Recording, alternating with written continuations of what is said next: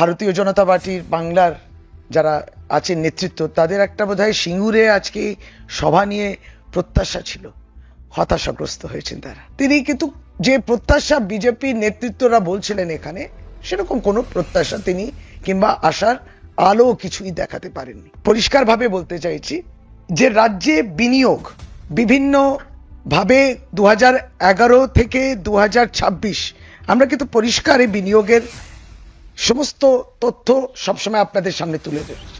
আমরা এটাও বলেছি যে 13.8 লক্ষ কোটি যে নিয়োগ এখানে নিবেশ হয়েছে 2011 থেকে 2025, এই যে বাংলাকে কালিমালিপ্ত করা সিঙ্গুরকে নিয়ে, সেইটাও যে একবারই সরাসরি খণ্ডন করা যায়। হুগলিতেও ইনভেস্টমেন্ট হয়েছে, সেটাও হয়েছে। তথাপি যারা কৃষকরা রয়েছেন সেই কৃষকদের পাশেও রাজ্য সরকার দাঁড়িয়েছে।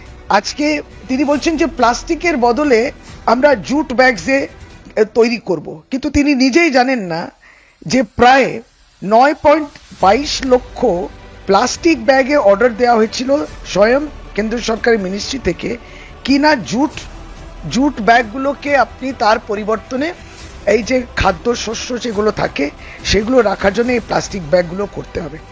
সুতরাং পলিসির কথা তিনি বলছেন, পলিসি তৈরি হয়, বরং তিনি ধোঁকা দিলেন। যারা রাজ্যের প্রাপ্য টাকা বন্ধ করতে পারে, নোটবন্দি করতে পারে, জিএসটির টাকাটা ন্যায্যভাবে যেটা রাজ্য সরকার পাওয়ার কথা তারা দিতে পারেন না, তার কাছে আসলে কোনো আর অপশন ছিল না।